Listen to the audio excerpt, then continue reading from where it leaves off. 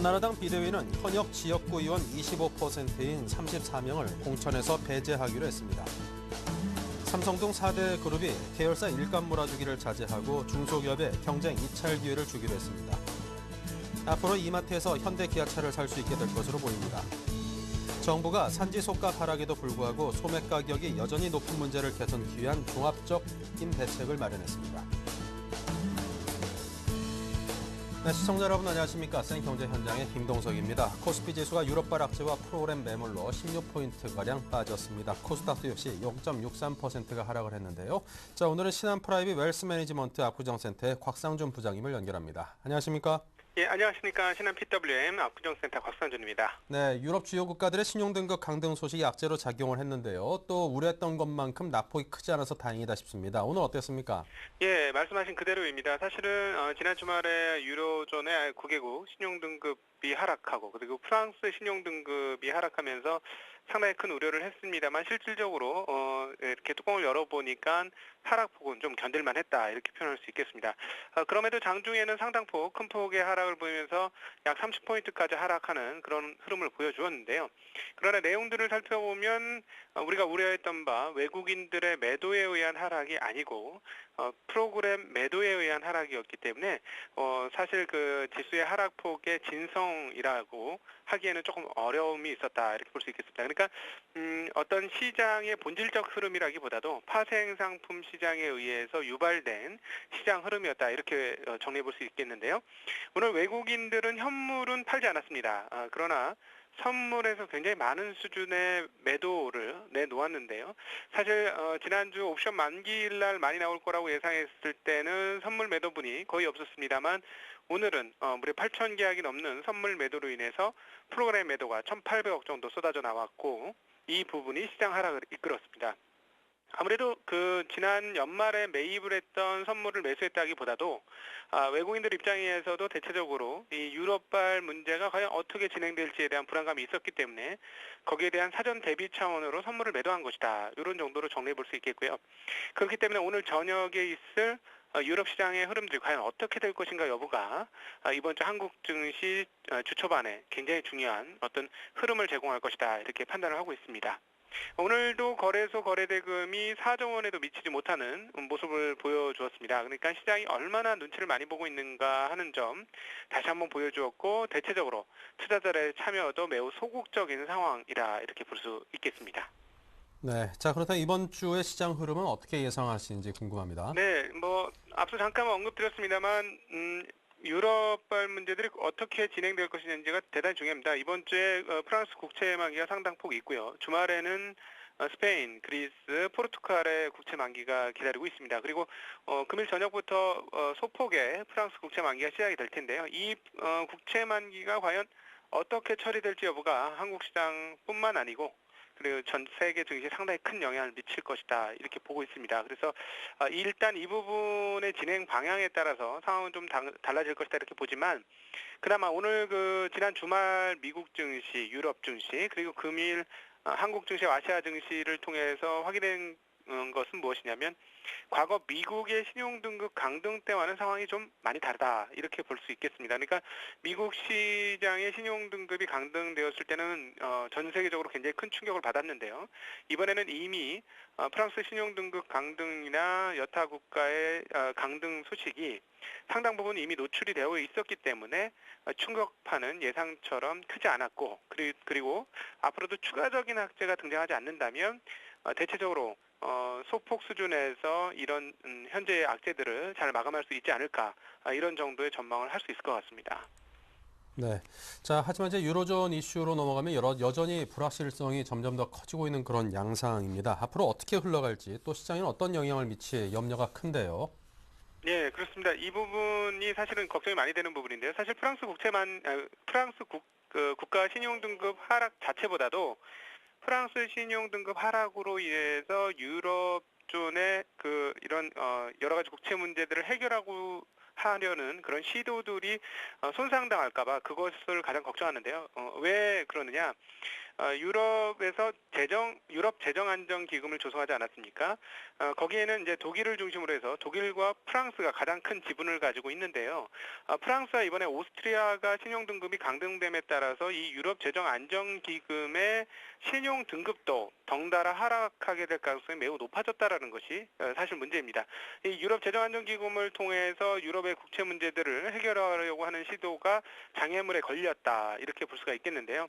현재 상황에서 만약에 유럽 재정안전기금이 그 조달금리 그러니까 신용도가 떨어지면서 여기에 돈을 끌어오르는데 더 높은 금리를 제공해야만 하는 상황이 된다면 유럽의 문제들 해결에 조금 어려움을 줄 것은 분명히 맞다 이렇게 보여지는데요.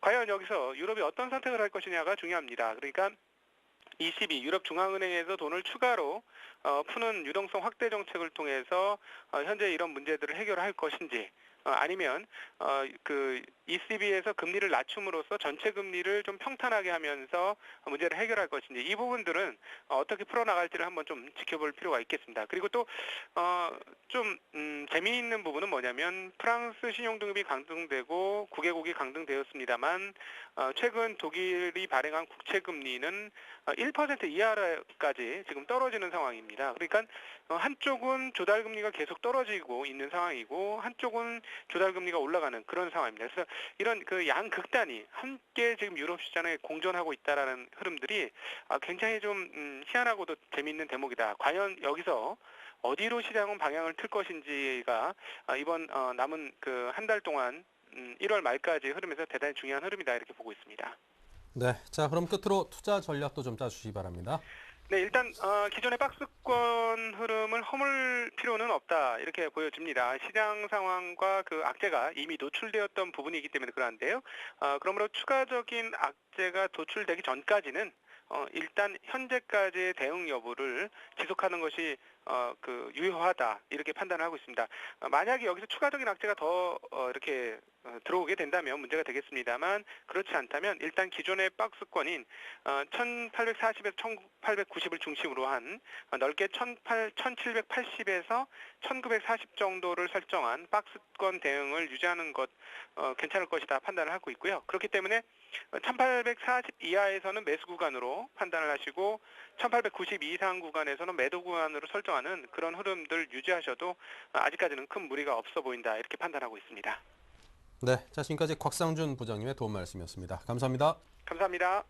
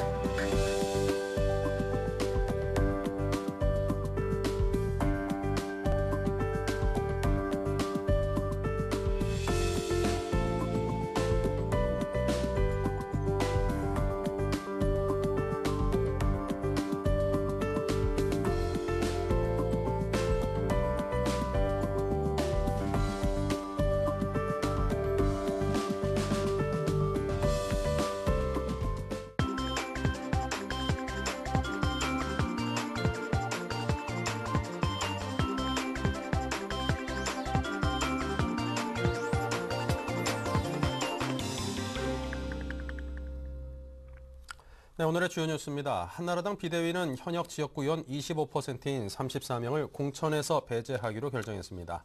비대위는 경쟁력과 현역 교체 지수를 중심으로 객관화된 평가 기준을 마련한 뒤 이 기준에 따라 하위 25%에 해당하는 현역 의원을 공천 배제자로 분류키로 했습니다. 이에 따라 한나라당 지역구 의원 144명 가운데 불출마 선언자 8명을 제외한 136명 중 34명은 공천 자체를 신청하지 못하게 됩니다. 한나라당이 이미 전체 지역구 245곳 중 20%인 49곳에 전략공천을 실시키로 방침을 정했고 경선 탈락자도 나올 것으로 보여 현역 교체 수는 최대 100명에 육박할 가능성도 있습니다. 삼성, 현대차, LG, SK 등 4대 그룹이 SI 광고, 건설, 물류 분야의 계열사 일감 몰아주기를 자제하고 독립 중소기업에 경쟁 입찰 기회를 주기로 했습니다. 김동수 공정거래위원장과 각 그룹 대표는 오늘 간담회를 열고 이런 내용을 담은 자율공생발전 계획을 발표했습니다. 김 위원장은 각 그룹은 2분기부터 실시할 예정이며 모범 사례를 30대 기업에도 알려 권장하겠다며 상반기 중 대기업과 계열사 간 계약 방식에 관한 모범 거래 기준을 마련해 그룹별 자율 실천을 유도하겠다고 말했습니다. 앞으로 이마트에서 현대기아차를 살 수 있게 될 것으로 보입니다. 현대기아차와 신세계는 이마트 내 쇼핑숍 형태로 자동차를 판매하는 방안을 추진하고 있습니다.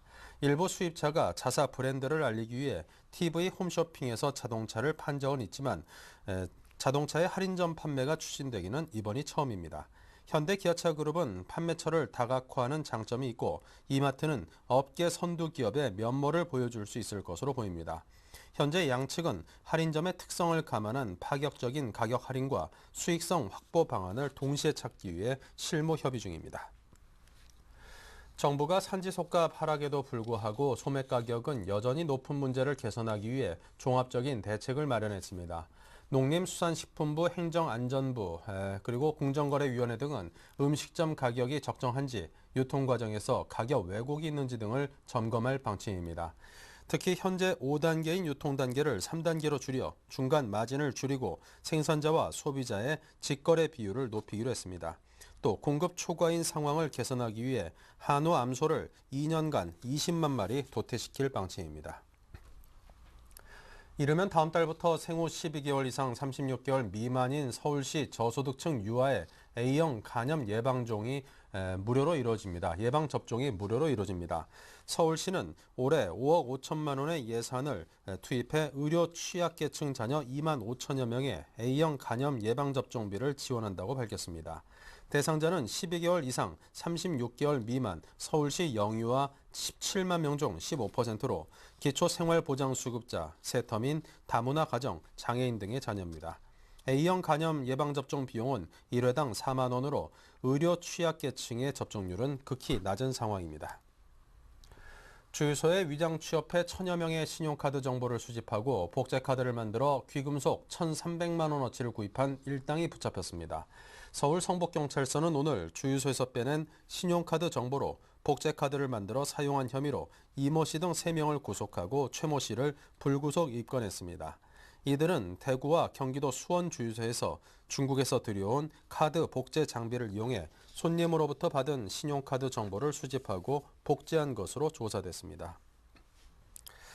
네, 어제 저녁 민주통합당의 새 지도부를 뽑는 전당대회에서 한명숙 전 국무총리가 새 대표로 선출됐습니다. 이 소식을 유병원 기자와 함께하겠습니다. 안녕하십니까? 네, 안녕하세요. 네, 우선 한명숙 대표의 당선 소식부터 전해주십시오. 네, 한명숙 전 국무총리가 민주통합당의 새 대표로 당선됐습니다.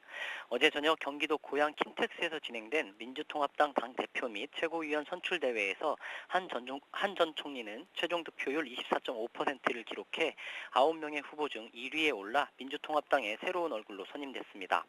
한국정치사상 처음으로 시민선거인단 모바일 투표가 도입돼 79만 2천여 명이 선거에 참여한 이번 경선에서 한 대표는 전통적 민주당 지지층과 친노 세력, 시민사회 세력 등의 고른 지지 속에 무난히 당대표에 올랐습니다.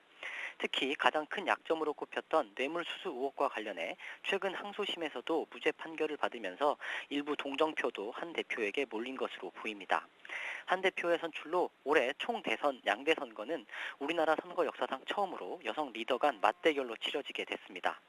한 대표는 당대표 당선 뒤 수락연설을 통해 국민을 무시하는 이명박 정권을 심판하는 승리의 대장정을 선언한다고 말했습니다. 한편 어제 전대에서는 문성근 후보가 시민사회의 지지에 힘입어 2위를 차지했습니다. 문 후보와 함께 박영선, 박지원, 이인영, 김부겸 후보가 선출직 최고위원에 올랐습니다. 네. 자, 어제 경선 결과 보면 이제 모두의 상대로 친노 세력이 전면에 부상한 것이 눈에 띄는데요. 이번 선거 결과의 특징 어떻게 정리할 수 있을까요? 네, 말씀하신 것처럼 이번 민주통합당의 새 지도부 선출에서 가장 눈에 띄는 점은 친노 세력의 약진입니다. 한때 스스로를 패족으로 부를 정도로 궁지에 몰렸던 친노 세력은 한명숙과 문성근 등 친노 성향 인사가 나란히 1, 2위에 오르며 화려하게 부활했습니다. 친노 세력은 지난 2007년 대선에서 이명박 대통령에게 정권을 내주며 일제히 정치 일선에서 자취를 감췄는데요. 안희정 충남지사가 당시 자신을 포함한 친노 세력을 가리켜 패족이라고 표현한 것은 당시 친노 세력에 자주 섞인 말로 호사가들에게 오르내리기도 했습니다. 하지만 지난 2010년 6.2 지방선거에서 안희정, 이광재, 김두관 등 친노 세력이 나란히 광역단체장에 당선되며 부활의 신호탄을 알린 데 이어 이번 전대에서 한명숙, 문성근이 나란히 1, 2위에 오르며 순식간에 민주통합당의 최대 개파로 등장했습니다. 반면 모바일 투표 도입으로 어느 때보다 지도부 진출 가능성이 높았던 시민사회 세력은 문성근 최고위원을 제외하곤 모두 고배를 마셨습니다. 이로써 민주통합당의 새 대표와 선출직 최고위원 모두는 구민주당 혹은 친노 세력으로 채워져 도로 열린우리당이라는 비판에서 자유로울 수 없게 됐습니다. 최종 득표율 2위로 최고위원직에 오른 문성근 최고위원은 대의원 투표 4위에 그쳤으나 지역 현장 투표와 모바일 투표에서 각각 3위를 기록해 시민 세력의 지지가 지도부 수성에 밑거름으로 작용했습니다. 최종 득표율 3위를 기록한 박영선 최고위원의 지도부 입성도 눈에 띄는 대목인데요.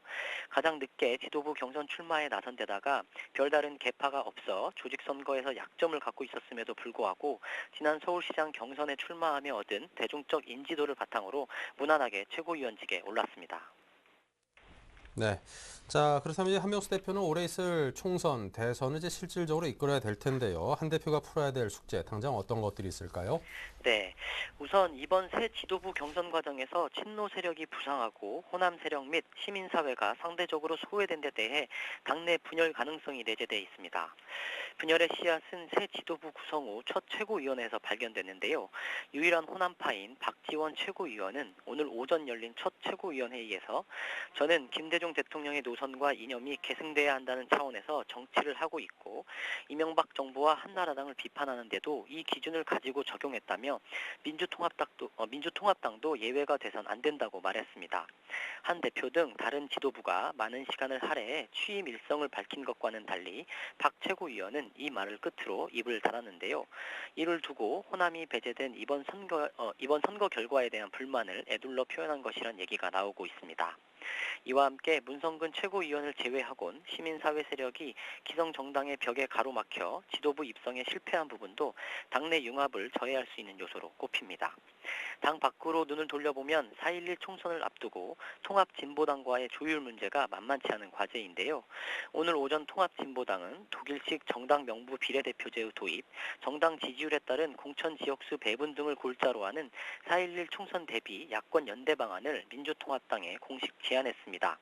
반면 민주통합당의 한 핵심 당사자는 민주당의 일관된 입장은 통합진보당이 통합에 참여해 하나의 거대한 수권 정당으로 총선에서 한나라당과 1대1 구도를 만들어야 한다는 것이라며 진보당의 제안 문제는 논의를 해봐야 한다고 선을 그었습니다. 민주당이 여전히 통합에 진보당이 연대에 방점을 찍고 있는 상황에서 총선을 앞둔 양측의 지분 싸움을 한 대표가 어떻게 중재할 것이냐가 또 다른 과제로 남은 셈입니다. 한 대표는 오늘 최고위원회의에서 총 대선 승리를 위해 더 큰 민주통합당을 향해 나아가야 한다며 이를 위해 한나라당에 반대하는 모든 세력과 개인이 힘을 모으는 작업을 해나갈 것이라고 말했습니다. 네. 자, 지금까지 정치부의 유병원 기자를 연결해서 소식을 정리해 들어봤습니다. 오늘 도움 말씀 감사합니다. 예, 고맙습니다.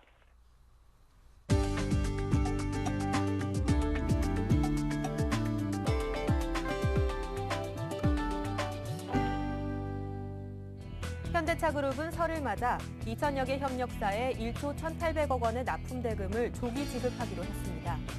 올해는 특히 자금 지원 혜택을 직접 받는 1차 협력사들이 2, 3차 협력사들에게 납품 대금을 명절 전에 지급하도록 유도하는 데 공을 들이고 있습니다. 현대차그룹은 작년에도 설직 전 8,500억 원의 자금을 조기 지급하는 등 명절 전 협력업체들의 자금난 해소를 위해 납품 대금을 조기 지급해왔습니다. 기업은행은 흑룡회를 기념해 오세이아 영유아 전용 상품 IBK 탄생기쁨 적금 가입 고객을 대상으로 소지만 경품을 증정합니다. 오는 3월 말까지 아기의 명의로 IBK 탄생기쁨 적금을 가입하면 용조각이 새겨진 동메달, 상품권 등을 추첨을 통해 총 350명에게 나눠줍니다. 이 적금 상품의 금리는 1년 만기 연최고 4.2%로 1년씩 최장 3년까지 연장할 수 있습니다. 쌍용 자동차는 코란도 스포츠 출시를 기념해 오는 20일까지 설날 맞이 무상 점검 서비스를 실시합니다. 쌍용차가 생산한 모든 차량을 대상으로 전국 327개 서비스 네트워크에서 히터 작동 상태, 엔진 오일 점검 및 보충, 타이어 마모 및 공기압 상태 등 10개 항목 점검을 해줍니다. 또 행사 기간 동안 전국 43개 정비사업소에서는 코란도 스포츠를 시승해 볼 수도 있습니다. LG전자는 시네마 3D TV의 새 모델로 걸그룹 소녀시대를 선정했습니다. 회사 측은 국내외에서 K-팝 한류를 이끌고 있는 소녀시대와 LG 시네마 3D TV를 결합해 LG 시네마 3D 대중화에 속도를 내고 3D는 LG라는 이미지를 붙인다는 계획입니다.